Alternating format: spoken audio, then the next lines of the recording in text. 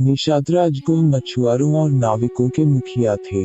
श्री राम को जब वनवास हुआ तो वे सबसे पहले तमसा नदी पहुंचे, जो अयोध्या से 20 किलोमीटर दूर है। इसके बाद उन्होंने गोमती नदी पार की और श्रृंगवेरपुर पहुंचे, जो निषादराज गुह का राज्य था। यहीं पर गंगा के तट पर उन्होंने केवट से गंगा पार करने को कहा था। केवट ने पहले उन्हें ऊपर से नीचे तक देखा और वे समझ गए कि ये तो प्रभु श्री राम है। श्री राम केवट से कहते हैं कि मुझे उस पार जाना है तो नाव लाओ। श्री राम ने केवट से नाव मांगी पर वो नहीं लाए। वह कहने लगे, मैंने आपका भेद जान लिया।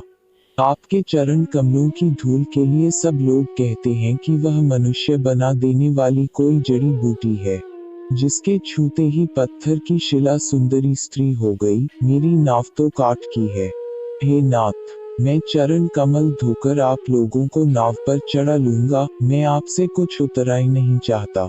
हे राम, मुझे आपकी दुहाई और दशरथ जी की सौगंध है, मैं सब सच सच कहता हूँ। लक्ष्मण भले ही मुझे तीर मारे, पर जब तक मैं पैरों को पखार न लूंगा तब तक हे कृपालु, मैं पार नहीं उतारूंगा।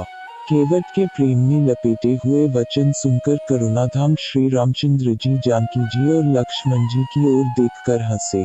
कृपा के समुद्र श्री रामचंद्र जी केवट से मुस्कुराकर बोले, भाई तू वही कर जिससे तेरी नाव न जाए। जल्दी जल लाओ और चरण धो लो। केवट श्री रामचंद्र जी की आज्ञा पाकर कठौते में भरकर जल ले आए। अत्यंत आनंद और प्रेम में उमंग कर वह भगवान के चरण कमल धोने लगे। गुहराज निषाद ने पहले प्रभु श्री राम के चरण धोए और फिर उन्होंने अपनी नाव में उन्हें सीता लक्ष्मण सहित बैठाया। चरणों को धोकर और सारे परिवार सहित स्वयं उस जल चरणोदक को पीकर पहले उस महान पुण्य के द्वारा अपने पितरों को भवसागर से पार कर फिर आनंद पूर्वक प्रभु श्री रामचंद्र जी को गंगा जी के पार ले गए। निषादराज और लक्ष्मण जी सहित श्री सीता जी और श्री रामचंद्र जी नाव से उतरकर गंगा जी की रेत बालू में खड़े हो गए। तब केवट ने उतरकर दंडवत की। उसको दंडवत करते देखकर प्रभु को संकोच हुआ कि इसको कुछ दिया नहीं। पति के हृदय की जानने वाली सीता जी ने आनंद भरे मन से अपनी रत्न जड़ित अंगूठी अंगुली से उतारी। कृपालु श्री रामचंद्र जी ने केवट से कहा, नाव की उतराई लो। केवट ने व्याकुल होकर चरण पकड़ लिए। उसने कहा, हे नाथ, आज मैंने क्या नहीं पाया। मेरे दोष दुख और दरिद्रता की आग आज बुझ गई है। मैंने बहुत समय तक मजदूरी की।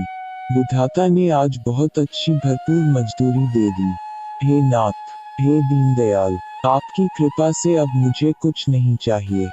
तब करुणा के धाम भगवान श्री रामचंद्र जी ने निर्मल भक्ति का वरदान देकर उसे विदा किया। प्रभु श्री राम ने वचन दिया था कि अयोध्या लौटूंगा तो तुम्हारे यहाँ जरूर आऊंगा। 14 वर्ष बाद जब श्री राम अयोध्या लौट रहे थे तो रास्ते में वह कुछ समय के लिए केवट जी के यहाँ रुके। निषादराज गुह मछुआरों और नाविकों के राजा थे। उनका रिंगवेरपुर में राज था। उन्होंने प्रभु श्री राम को गंगा पार कराया था। वनवास के बाद श्री राम ने अपनी पहली रात उन्हीं के यहाँ बिताई थी। श्रृंगवेरपुर में इंगुदी हिंगोटद का वृक्ष है, जहाँ बैठकर प्रभु ने निषादराज गुह से भेंट की थी। यह भी कहा जाता है कि केवट जी भोईवंश के थे तथा मल्लाह का काम करते थे। निषादराज केवट का वर्णन रामायण के अयोध्या कांड में किया गया है। मागी नाव न केवटु आना, कही तुम्हार मरमु में जाना। चरण कमल रज कहूँ सबु कहई, मानुष करनी मूरी कछु अहई। निषाद जी अपने पूर्व जन्म में कभी कछुआ हुआ करते थे। एक बार की बात है, उसने मोक्ष के लिए शेष शैया पर शयन कर रहे भगवान विष्णु के अंगूठे का स्पर्श करने का प्रयास किया था। उसके बाद एक युग से भी ज्यादा वक्त तक कई बार जन्म लेकर उसने भगवान की तपस्या की और अंत में त्रेता में निषाद के रूप में विष्णु के अवतार भगवान राम के हाथों मोक्ष पाने का प्रसंग बना। श्री राम को जब वनवास हुआ तो वे सबसे पहले तमसा नदी पहुंचे, जो अयोध्या से 20 किलोमीटर दूर है। इसके बाद उन्होंने गोमती नदी पार की और प्रयागराज से 20.22 किलोमीटर दूर वे श्रृंगवेरपुर पहुंचे, जो निषादराज गुह का राज्य था। यहीं पर गंगा के तट पर उन्होंने केवट से गंगा पार करने को कहा था। इलाहाबाद से 22 मील उत्तर पश्चिम की ओर स्थित स्थान प्राचीन समय में श्रृंगवेरपुर नाम से परिज्ञात था। रामायण में इस नगर का उल्लेख आता है। यह नगर गंगा घाटी के तट पर स्थित था। दोस्तों, अगर वीडियो पसंद आए तो सब्सक्राइब जरूर करें, ताकि हम रोज आपके लिए ऐसी ही धार्मिक वीडियो बनाते रहें। जय श्री राम।